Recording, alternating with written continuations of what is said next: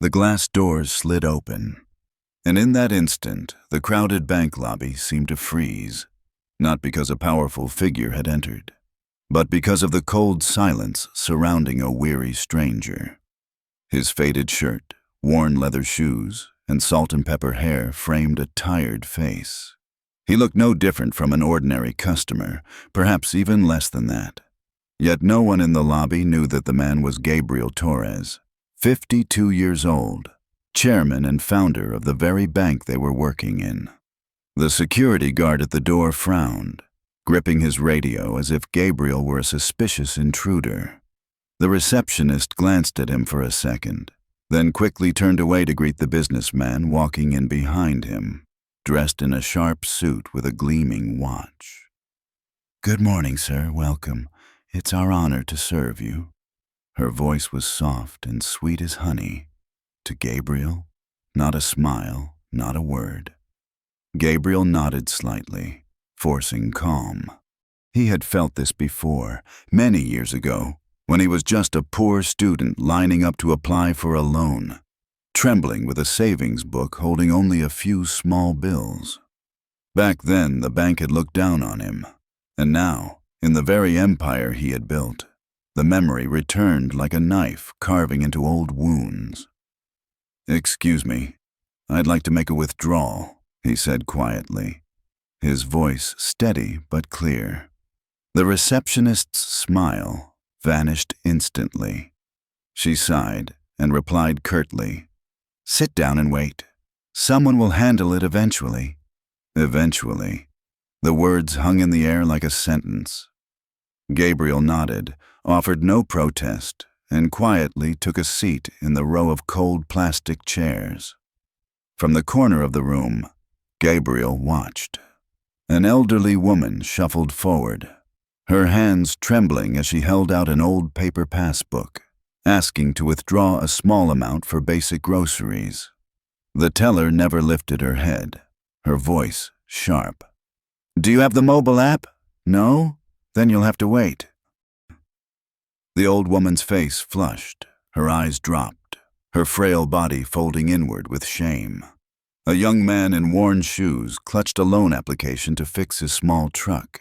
He needed it to work 2 jobs. The employee glanced over it and scoffed.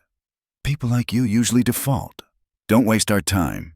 The young man froze, clutching the papers tighter, then left with his head bowed, as if his last chance at a future had just been taken from him. Gabriel clenched his fists but stayed silent. He needed to see it all, to hear every word, every tone. The truth did not live in the polished reports his manager sent him. The truth was here, on display before his eyes. The glass doors opened again. A middle-aged man in a gleaming suit strode in. Instantly, staff straightened their ties, hurried over with greetings, offered him water, and ushered him to the VIP lounge. No one asked if he had an account. No one checked his papers. All it took was an expensive suit. Then Monica Alvarez, the branch manager, appeared. Her high heels struck the marble floor with authority. Smiling brightly at the wealthy customer, she extended her hand. "Mr. Dalton, what an honor to serve you." But when her eyes slid to Gabriel, the smile vanished, replaced with a scowl. "Are you lost?" Her voice was cold, slicing through the silence. Gabriel answered softly, "I have an account here." Monica let out a derisive laugh, loud enough for the chairs nearby to hear. "If you do, you should use the ATM outside. Don't waste our time." Laughter erupted from a few customers. One whispered, "Probably doesn't have a cent left." Another sneered, "Wrong place, old man." Gabriel sat still, his deep eyes betraying no reaction. But inside, his heart grew heavier even as a cold fire burned stronger. Every sneer, every insult, he absorbed. Because this was why he had come, to see the truth when the title of CEO no longer shielded him. No one realized that just a few steps away, The man they mocked was the one who owned the building, the vaults, every brick and beam. The man who, with a single decision, could determine the fate of every employee now laughing at him. And in just 20 minutes, this entire lobby would witness a revelation none of them could have imagined. The hard plastic chair pressed cold against his back. But what unsettled Gabriel was not the discomfort, it was what he was witnessing. Each moment that passed felt like a small blade cutting into the memory of the ideals he had once held when founding this bank. A place to help people, not crush their dignity. An elderly woman, perhaps in her 70s, frail and thin, shuffled to the counter. In her hand was an old yellowed savings book. Her voice trembled. "I just need to withdraw a little money to buy food." The teller behind the counter did not bother to look up, pressed a few keys, and jerked her chin. "Do you have the mobile app yet?" "No." "Then you'll need to fill out more paperwork. Keep waiting." The woman bowed her head, her veined hands clutching the book, her timid eyes darting around as if she had done something wrong. No one stepped in to help. People in line only sighed. A few smirked. Gabriel closed his eyes, his heart tightening. He thought of his mother, who years ago had stood at a counter just like this, lost and belittled. The contemptuous glance she endured that day had never left his memory, and now it was repeating itself here, inside the very institution he had built with pride. Next came a young man in a faded work shirt, holding a stack of wrinkled papers. He explained he needed a small loan to repair his old truck, the only way he could travel between 2 jobs to support his family. The bank employee glanced at the documents, then sneered. "A file like yours? 100% default. Don't waste our time." The young man froze, the hope in his eyes extinguished in an instant. He quietly gathered his papers, his hands trembling, and backed away like a defeated man. Not a single sympathetic glance. Only the heavy sound of his footsteps and the cold indifference surrounding him. Gabriel clenched his fists. He wanted to rise at that very moment, to shout the truth that this young man had just been robbed of opportunity by the very people employed at his bank. But he held back. The truth had to be revealed fully openly, undeniably. Moments later, a young woman carrying a baby approached and placed a file to open a savings account on the counter. Her face shone with hope, as if she were entrusting her child's future to this place. The employee skimmed it, frowned. "The amount is too small, not worth processing. Honestly, you'd be better off buying a piggy bank." The words were followed by a bitter laugh. The mother's cheeks flushed red. Her eyes glistened. The baby sensed the tension and began to cry. She clutched her child, whispering a thank you through her pain, and stepped back in humiliation. At that moment, the glass doors opened again, and a man in an expensive suit entered. The atmosphere shifted immediately. Receptionists hurried to greet him, staff bowed, ushered him into a private room, and offered him cold bottled water. Every ounce of hospitality was poured into the man's expensive clothing. Gabriel took in every detail. The contrast was glaring. Glorify the rich, discard the poor. This was no policy. It was a toxic culture rooted deeply in the behavior of his employees. He scanned the lobby. The elderly woman still sat waiting in vain. The young man walked away, shoulders slumped. The young mother held her crying child, her eyes red, and all of them, each one, had been made invisible by the very bank Gabriel had once been proud to call his creation. Inside him, the fire burned hotter. He knew the moment of revelation was near, and those who had basked in arrogance would never forget this day.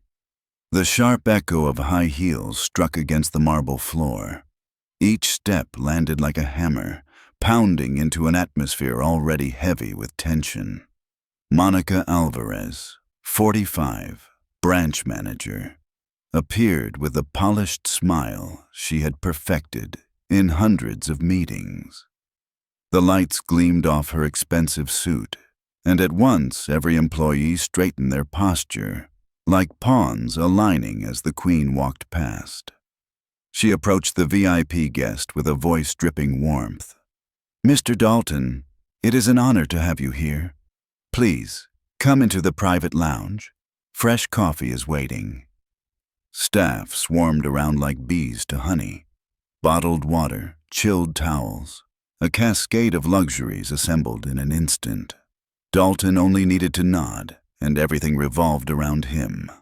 Then Monica turned. Her eyes fell on Gabriel, the man in a faded shirt, worn shoes. In that moment, her smile vanished. Her brow furrowed, her lips curling into a mocking smirk. "Are you lost?" The lobby stiffened. A few guests stifled laughter. The receptionist lowered her head, but the corners of her mouth twitched, betraying her attempt to hide amusement. Gabriel did not respond right away. He simply met Monica's eyes with an unnerving calm. "I have an account here." Monica's mouth twisted into a cold grin, slicing across her face like a blade. "If you have an account, use the ATM outside. Do not waste my staff's time." Laughter rippled through the waiting line. One man whispered just loud enough for Gabriel to hear, "Probably doesn't have a cent left in that account." Another added, "Poor old man, came to the wrong place." The air thickened with disdain. Gabriel sat tall, his eyes bright. He absorbed every sneer, every cruel word, as if gathering evidence for a trial soon to begin. Each mocking smile, each arrogant glance, he carved into memory. Monica stepped closer, her voice sharp and high, cutting like a knife. "This bank serves real clients, not people like you." "People like you." The words hung in the air like a final sentence, plunging the lobby into an uneasy silence. But for Gabriel, it was fuel. Every word dug into an old wound, reminding him of the times he too had been turned away, judged for nothing more than being poor. He drew a deep breath, not to hold back anger, but to anchor himself. The storm he was about to unleash would demand absolute clarity. At that moment, a young employee at a nearby counter whispered to a colleague, trying to hide it but loud enough to escape. "Look at that shirt, probably secondhand. No way he has money." A wave of snickers spread like oil across water. Gabriel rose slowly. He did not shout, he did not rage. He simply placed his old savings book gently on the counter, lifted his head, and spoke softly, but with a voice that carried through the room. "I need to make a withdrawal, and I want you to do your jobs." The bank fell silent. Monica curled her lips one last time, pressing a finger beneath the desk, a signal for security. "Very well," she said, her tone flat, like reading from a report. "Security, escort this man outside. We don't have time for imposters." The heavy thud of boots echoed from the far end of the lobby. Customers leaned forward, some rising from their chairs. A few lifted their phones, ready to capture what they expected to be free entertainment. But what they did not know was that the man in the worn shirt was no imposter. He was the owner of the building, of the golden logo gleaming on the wall, and of the very job Monica held in her hands. And in just a few minutes, this lobby would witness a revelation that would turn everything upside down.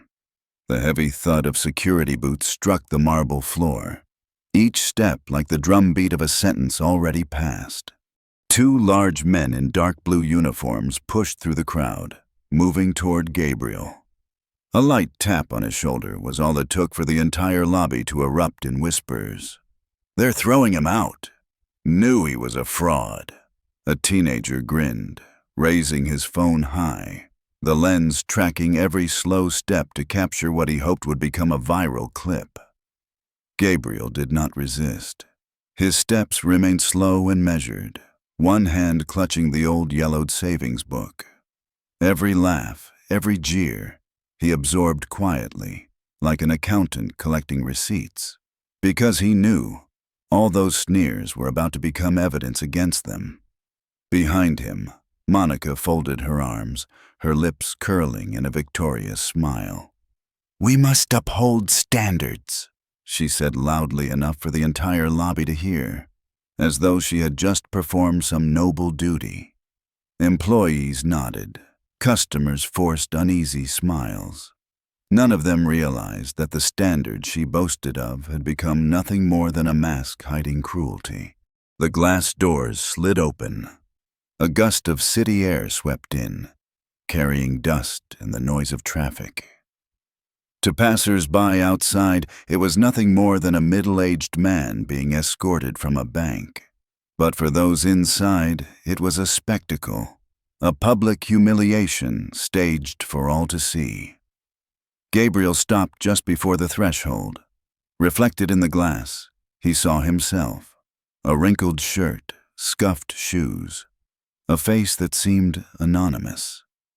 He let out a faint laugh, silent to everyone but himself, because while they saw an ordinary man, he saw the founder being betrayed by his own bank.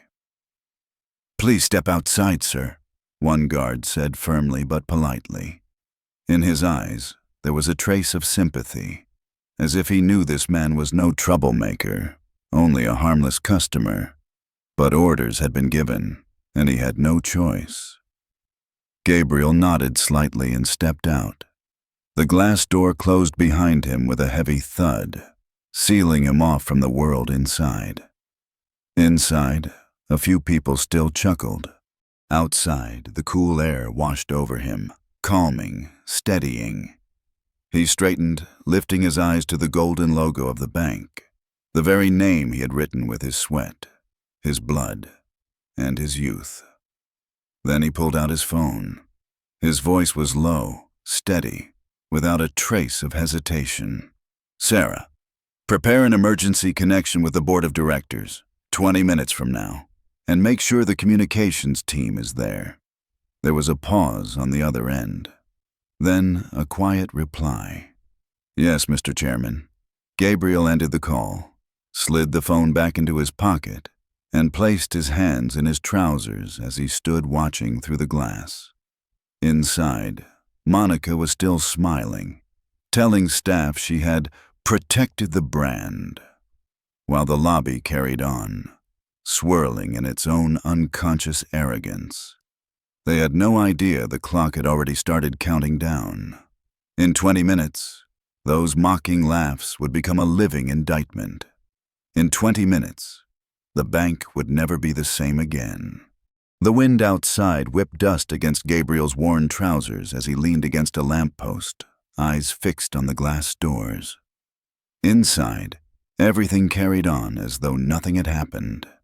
People continued their transactions, their chatter, their indifference toward the vulnerable. The only difference was that now, the founder himself stood on the outside, watching like a stranger. Through the glass, Gabriel saw the elderly woman with silver hair still hunched in the waiting area. Her trembling hands clutched the old savings book, her anxious eyes darting around as though afraid of being scolded. In front of her, a young teller frowned. "Without a smartphone, we can't help you quickly. You'll just have to wait for a long time." She nodded softly, lips whispering a frail, "Thank you," as if being allowed to wait was already a kindness. Gabriel's chest tightened. He thought of his own mother, years ago, turned away from a counter simply because she could not fill out the right form. Nearby, the young men with the battered work clothes returned, clutching the same pile of documents. Perhaps he had not yet given up hope of getting a loan to fix his truck. But this time, Monica herself emerged, her heels striking the floor like sharp blades. She glanced at the papers and dismissed them instantly. Customers like you? Not worth reviewing. Leave.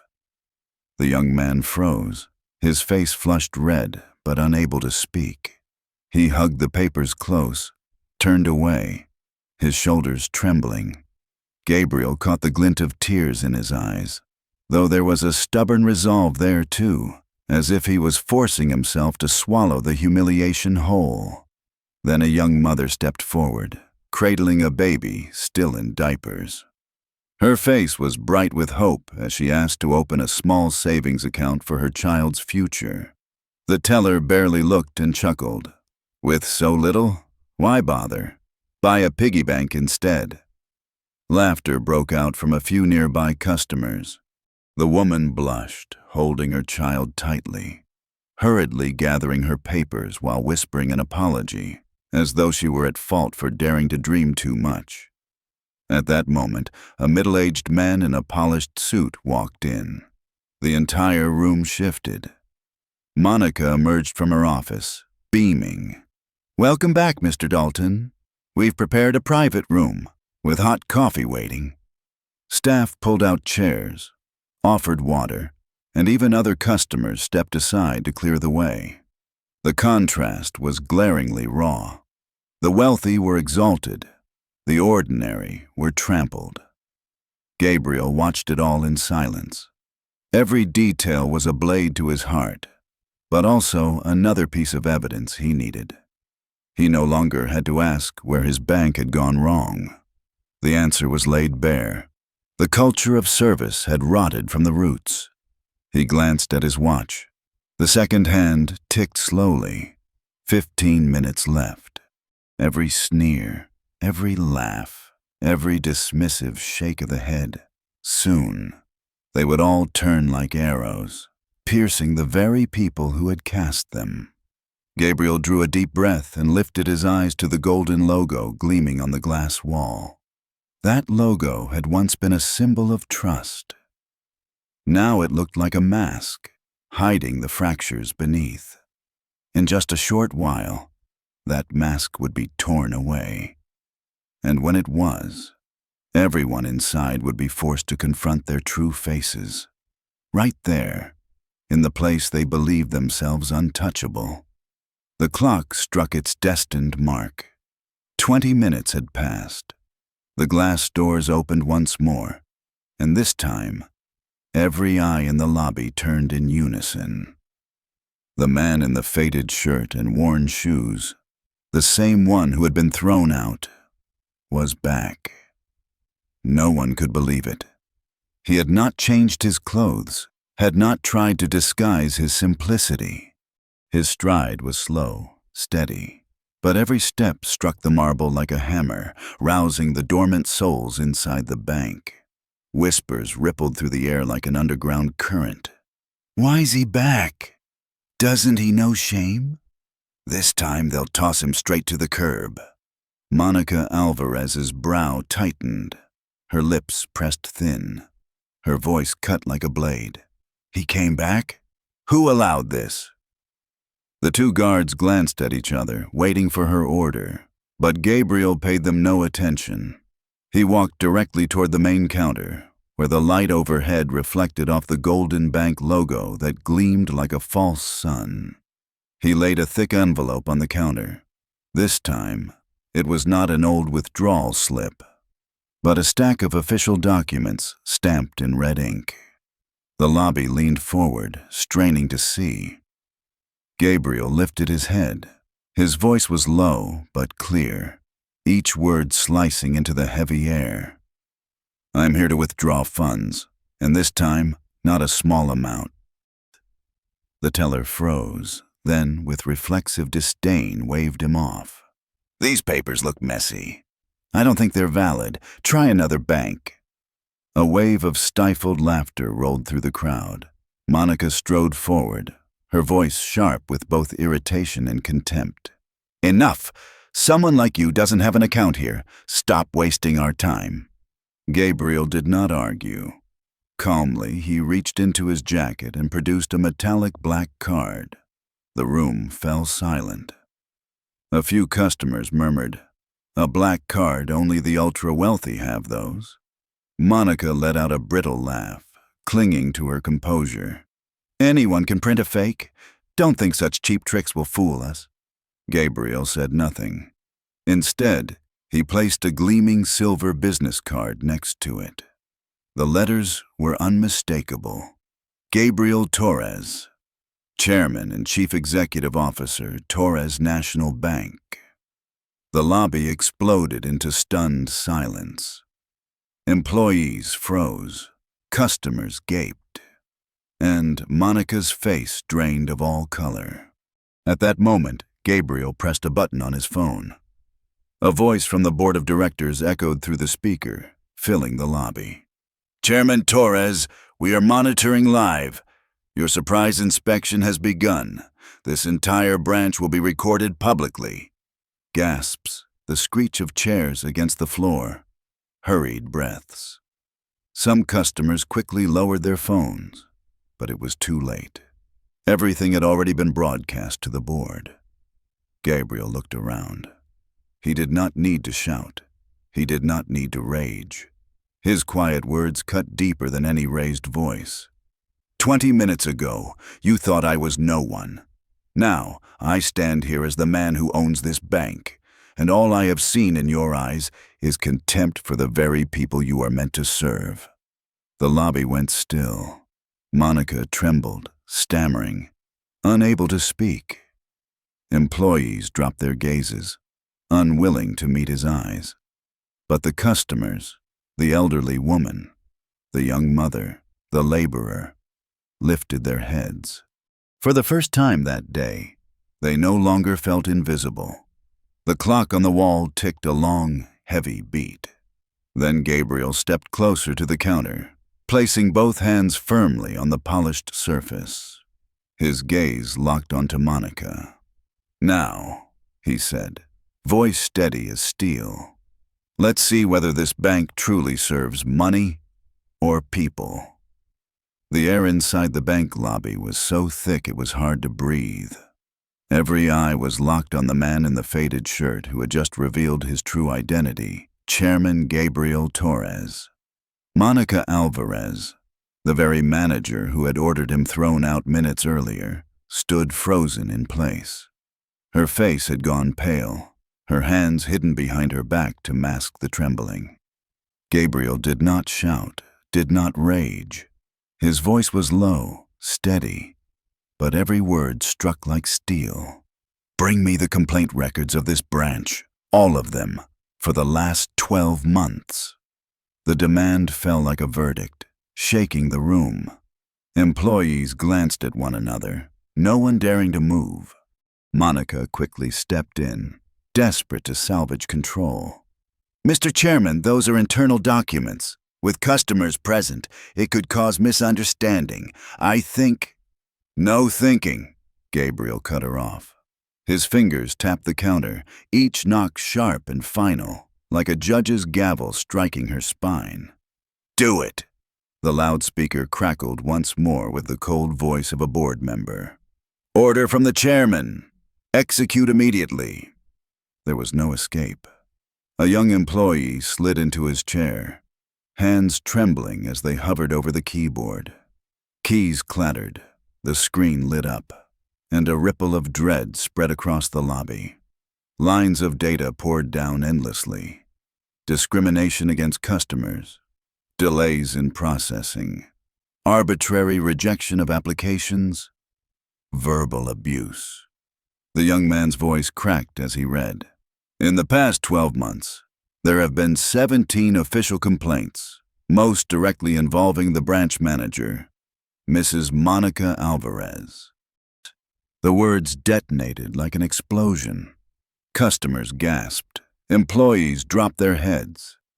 The young mother holding her child whispered, "So it was her?" The elderly woman with silver hair, eyes glistening, murmured, "I knew it." Monica's face drained of color. She stammered, "These complaints, they're exaggerations. Customers often misstate things. We followed procedures." Gabriel turned sharply, his eyes cold as blades. Procedures? I just watched you twist procedures into weapons to humiliate the vulnerable. 6 secret settlements, payouts made to silence their voices. Do you call that misunderstanding? The lobby fell deathly quiet. Only Monica's pounding heartbeat seemed audible, thudding against her ribs. Gabriel leaned forward, pressing his palm firmly against the counter, his voice unyielding. This is not error. This is habit. A toxic habit you have sown into this entire branch. The words struck like a hammer, tearing apart the mask of authority Monica had worn for years. Customers nodded in agreement, murmurs of recognition rising from those who had lived the same treatment. A young employee at the far end of the counter, eyes wet, finally spoke, his voice trembling. He's right. We saw it all. Monica staggered back, her shoulders shaking. She opened her mouth to fight back, but her throat locked tight. The evidence towered over her, the numbers, the complaints, the voices of the people filling the room with indignation. And then Gabriel straightened. Light from the Golden Bank logo cascaded down his back, shaping the silhouette of a judge delivering a sentence. His words were slow, deliberate, each one slicing the air like a blade. Effective immediately. Monica Alvarez terminated. The room froze after the verdict. Monica Alvarez stood paralyzed, eyes wide, lips trembling but unable to form a sound. Employees whispered. Customers looked at one another in disbelief. The manager who once held absolute power in this branch had just been stripped bare in front of everyone, toppled like a monument dragged down. Then, from the back row, a shaky voice broke the silence. I'm sorry. All eyes turned. It was a young teller, thin and nervous in a wrinkled uniform. The name tag reading Lucas Nguyen. His face burned red, eyes cast down, hands clenched so tightly his knuckles were white. Lucas swallowed hard, his voice breaking. I saw these things. I knew how she treated customers, but I stayed silent. I was afraid of losing my job, afraid of retaliation, and because of that fear, I let customers suffer. I was wrong. The atmosphere grew unbearably heavy. A few employees lowered their heads, clearly reflecting on themselves. The elderly woman with silver hair, who had once been ignored, nodded softly toward Lucas, her eyes glistening. The young mother, clutching her child, whispered under her breath, "This boy, he dared to speak." Gabriel studied Lucas for a long moment. In his eyes, there was no anger, only reflection. Then he slowly stepped forward, placing his hand on the counter, looking directly at the trembling young man. "You were silent," he said quietly, his voice echoing through the stillness. "But you still have a conscience. And today, you chose to speak. That is something the ones in expensive suits never managed to do." Lucas lifted his head, eyes wide, as if unable to believe what he had just heard. Gabriel turned to the entire lobby, his voice deep and resolute. "A bank does not survive on people who only press numbers. It needs people who will tell the truth, who will defend the dignity of its customers even when it is difficult. And for that reason," he paused, letting every gaze fix on him, "I am appointing Lucas Nguyen as the acting branch manager." The lobby erupted in shock. Employees stared. Customers murmured, while Monica collapsed into an empty chair, her face drained of all color. Lucas stammered, his voice breaking.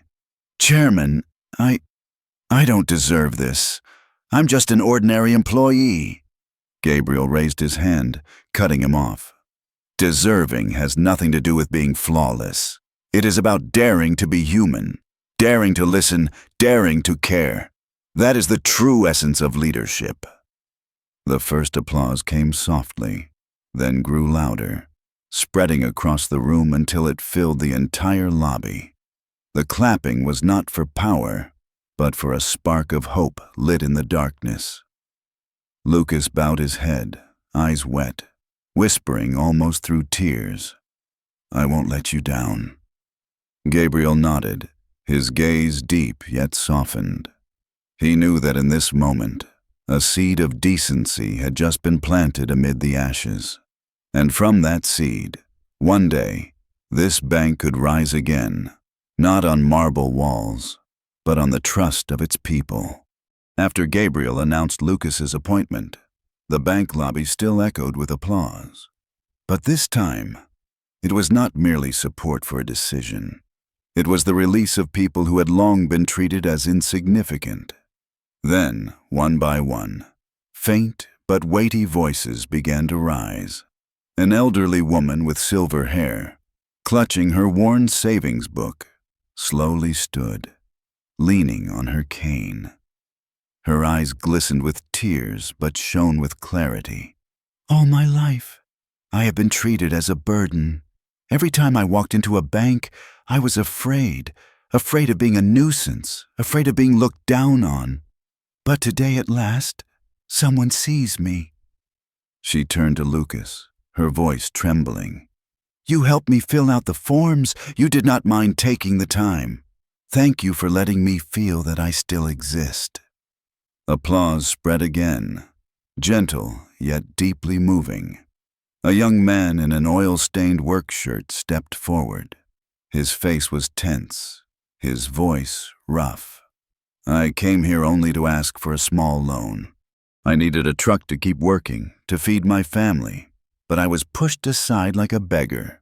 They told me I was not qualified. Today, hearing you speak." He looked straight at Gabriel, his eyes burning with resolve. "I realize I am not worthless. I am just a man trying to live with dignity." His simple words cut through everyone like a blade of truth. Some employees bowed their heads, unable to meet his gaze.